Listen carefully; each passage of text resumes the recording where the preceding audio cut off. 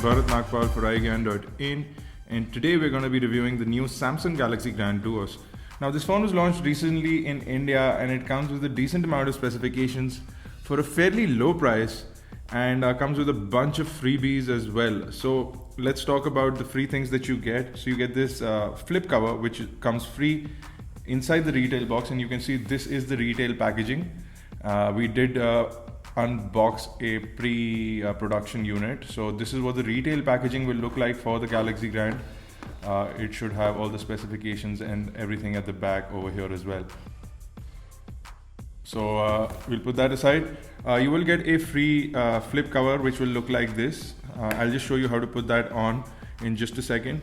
You'll also get 50 GB of Dropbox storage, and you also get some movie streaming and music streaming that is bundled with the final retail version. So let me quickly show you how the flip cover looks on the Galaxy Grand. So all you need to do is simply remove the main back panel, which is you can see the usual Samsung plastic bit that we are used to. They are really flimsy, but they seem to last a decent amount of time. So you can see that's how you will place your cover on your Galaxy Grand. And once you flip it up and close it up, this is what the device looks like.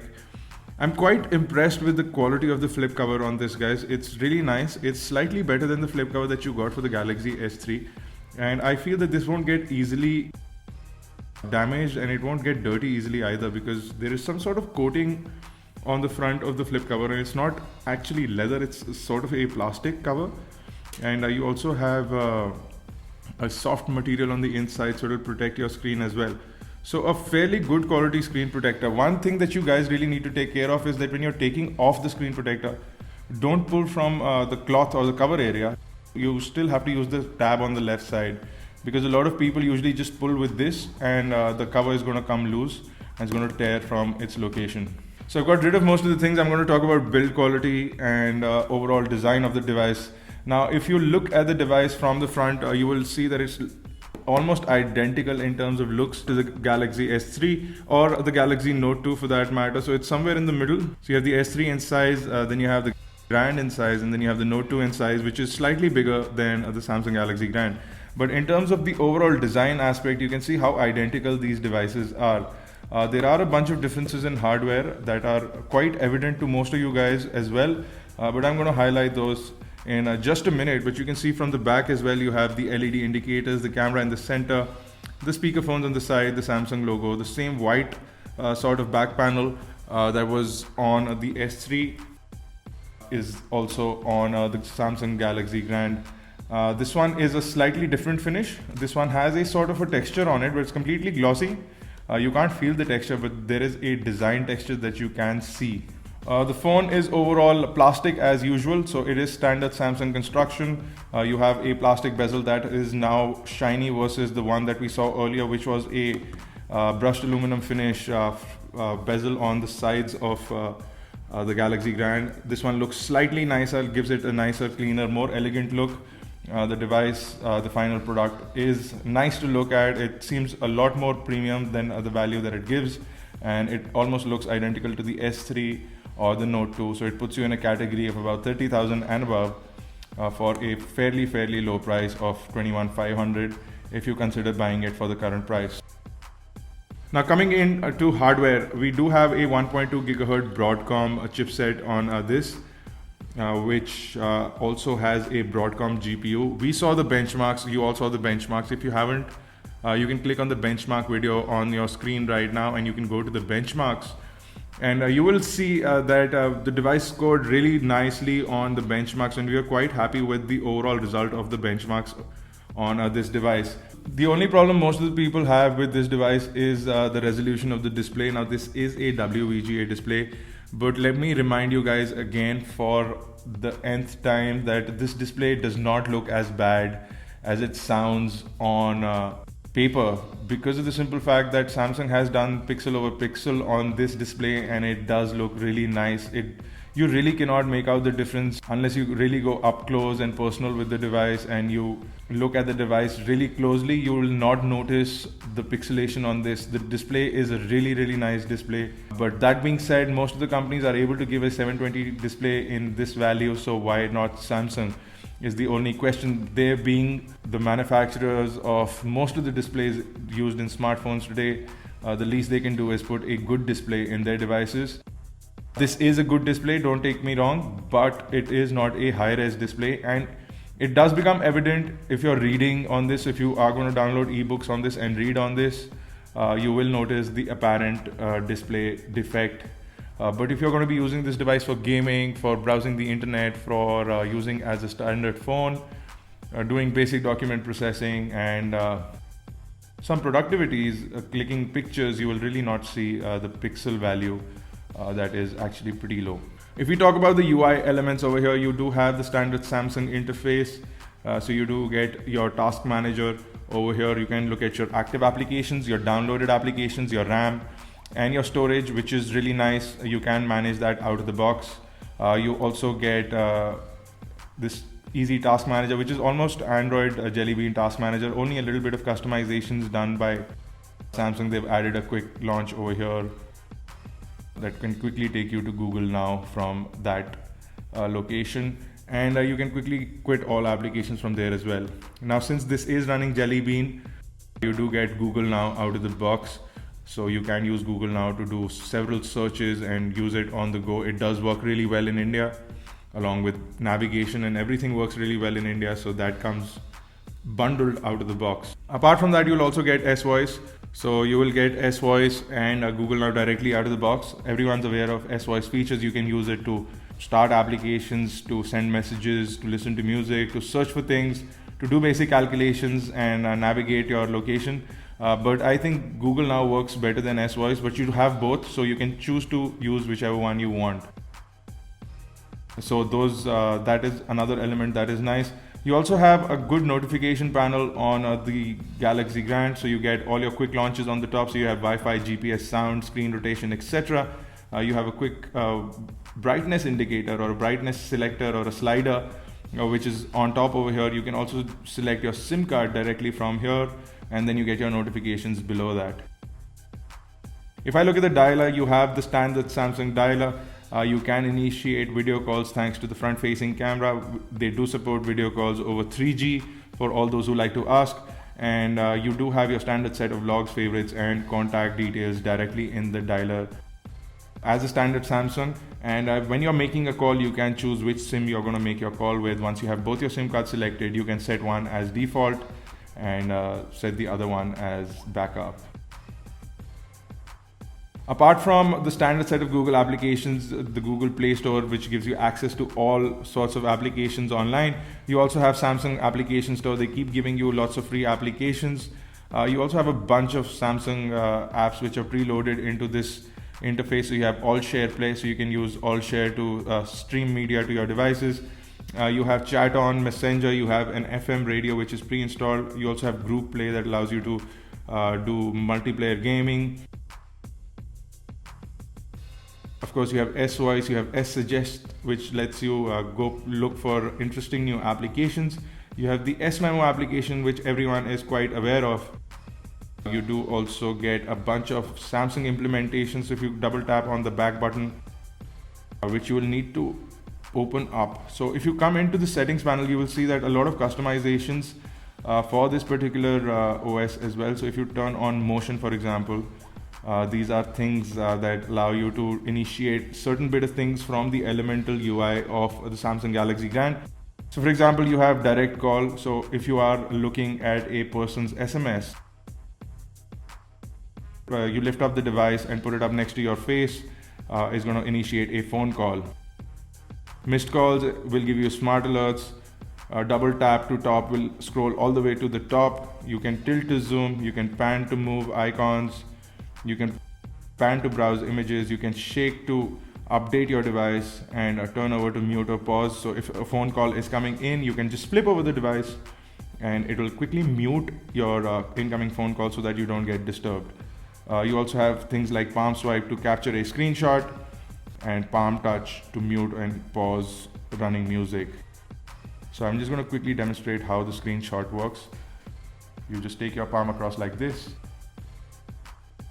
and it captures a screenshot. You can now customize your screenshot from here as well, so it gives you a quick edit menu as well. So if you want to crop out bits and elements just like you would on the Galaxy Note 2, you can crop out your image, you can share it to let's say the S-Memo application, you can annotate it, do tons of stuff with it. I mean, let me just give you a quick example. So let me open up S-Memo.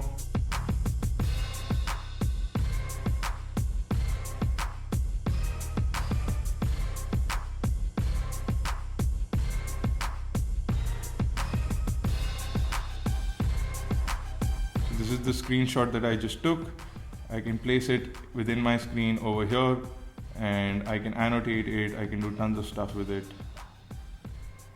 Once I'm done placing it, I can then draw on it, annotate it, do whatever I want. So really interesting stuff. You don't really need the S Pen to do that. You can do it with your finger. You can also get a capacitive stylus if you are interested in using a pen. The S Pen will not work with this because this does not have a Wacom digitizer on top. So those are the motion features. You can swipe to capture screenshots and all those things. If you look at a couple of other customizations over here, you can change the lock screen a little bit. So you have a lock screen options. If you come into those, you can show an information ticker, which you can customize again. So you can show news, you can show stock alerts, so you can show your Facebook updates. So if somebody updates the Facebook, it will show up in your lock screen. You can also set the sliding speed, etc. You can also show the clock, you can show dual clock, you can also turn on weather information. You can turn on or off the ripple sound effect. You can also turn on or off camera quick access, and you can also wake up S-Voice while you're in the lock screen. So while your phone is locked, you can still initiate S-Voice by your wake command, which you need to set up. So lots of features over here. You also have something called blocking mode that allows you to block incoming phone calls. You can also set a time for blocks, or you can individually block phone calls from people who are bothering you. You do have a nice SIM card manager that allows you to select which SIM card you're using as default, and then set up data on either one of those. So you don't need to just put in a 3G SIM card in one particular slot. You can put in your data SIM cards in either slots and use either one as your main data card, which is nice. You can also set up your home screen mode. So you have basic mode and you have easy mode for people who can't read that well. So it helps you in reading through as well. And it also gives you a smarter, more easier layout. So if you don't want any fancy stuff, you can go into easy mode. Helps you set it up easily. But it does have larger fonts and larger text for people who have disabilities. It allows those people to read better on the Galaxy Grand. And that's all built into this TouchWiz user interface that allows you a lot of customizations, that allows you to play with the device a lot. In terms of performance, actually before I go into performance, let me quickly show you the home screen layout. So you have 7 home screens that you can customize according to your requirement.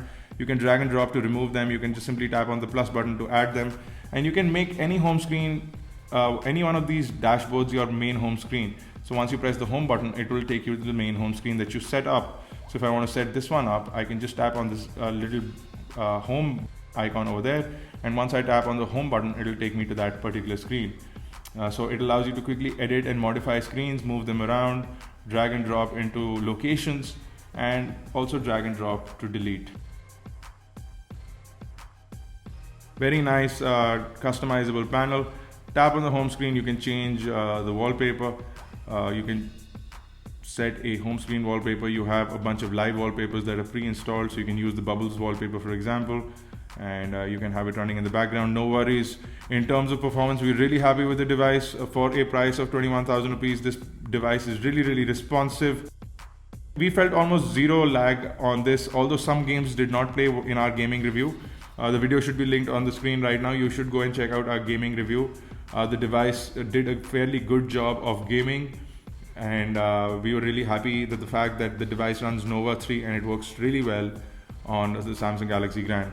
So you definitely check it out. Overall, we are really happy with the way the device performed. And let me quickly show you guys the keyboard. If you see that we have the standard Samsung keyboard over here, you can do a bit of customizations from here. You can go into the Samsung keyboard settings. You can turn on continuous input.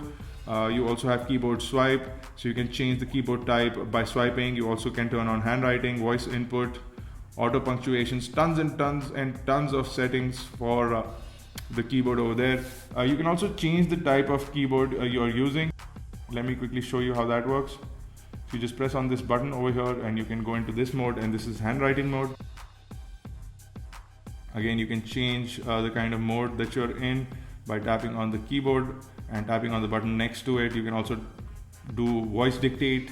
You also have clipboard inputs and the standard keyboard, which is over here as well. So fairly nice keyboard. You have continuous input, sort of swipe, sort of continuous input that I really need to turn on first. So let me go into settings. I'll turn on continuous input. If I come back here and show you guys.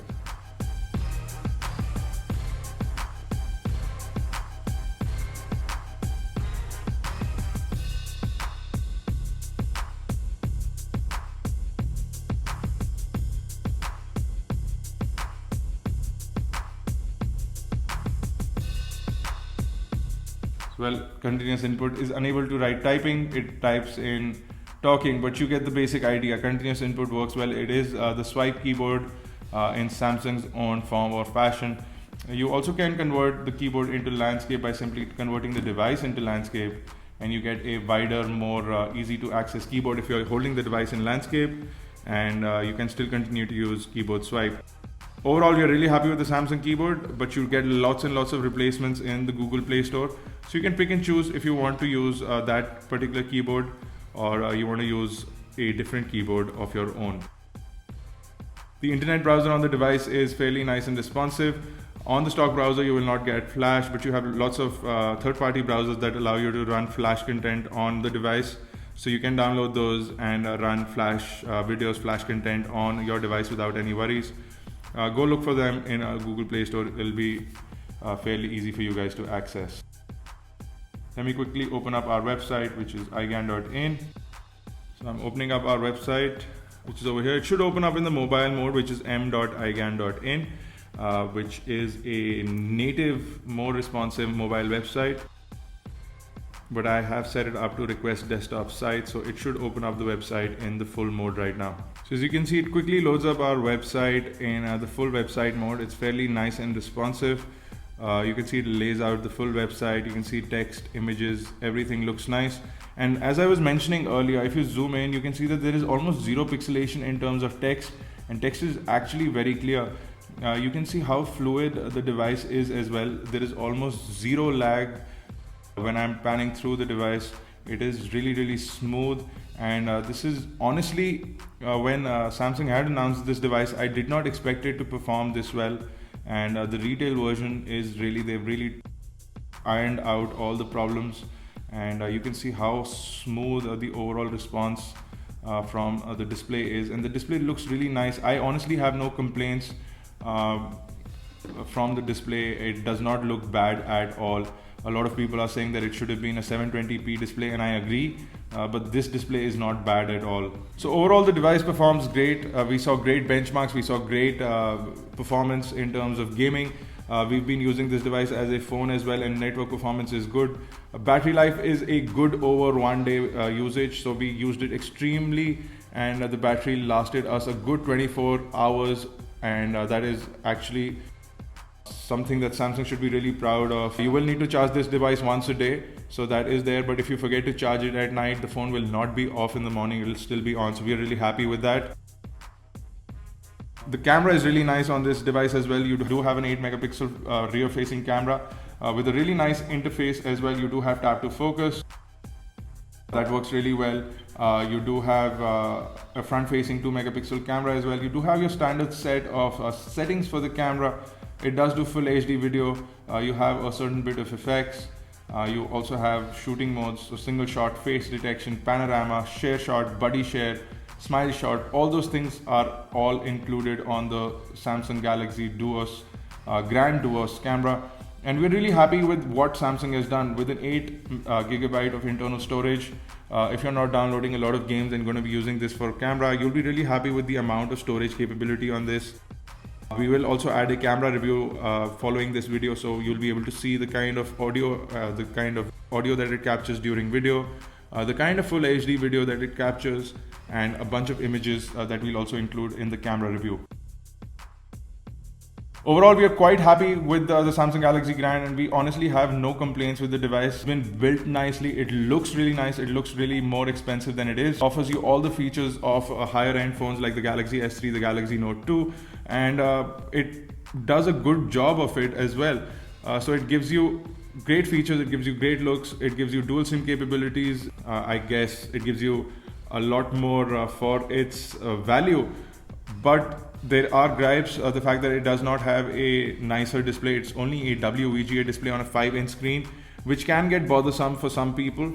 It also does not have a quad-core processor as compared to some of the other devices that are available in the market. Be known that Samsung has launched a Galaxy Grand in Korea, in South Korea, which is a quad-core version, which is available for a lot cheaper than this. So this one costs 21,500 rupees in the Indian market, or about $400, give or take a few. The Galaxy Grand launched in Korea with the quad-core processor on the inside, which is an Exynos processor, is available for 16,000 rupees in South Korea, which translates to about $100 cheaper if you ask me, so about $300. So you get a quad-core version of this exact phone for $100 cheaper, which I think is unfair for Samsung to do. Or even if they were launching it, they should have waited for some time, and they should have launched it in India as well. But that being said, we are really happy with this device, and if you're in the market for a dual SIM phablet, the Samsung experience is going to be good for you. You have Android Jelly Bean, you have TouchWiz user interface, you have a really stable OS that performs great, and you have an overall great device as well. We are still waiting for other devices, including the Micromax Canvas HD, which is going to be one of the biggest competitors against this, simply because you'll almost have a good 8,000 rupee price difference. So we'll have to see whether the 8,000 rupee price difference between this and the Galaxy Grand is justified with the kind of specs that the Galaxy Grand offers versus the Canvas HD in terms of the availability of the device as well. Check out our full review on iGyaan.in. Simply click on the link to visit the full review. If you have any questions or queries, do leave them in the comment section below. You can catch us on Facebook, Twitter, Google+. Do subscribe to our YouTube channels, youtube.com/iGyaan, youtube.com/iGyaan TV. For iGyaan Networks, this has been Bharat.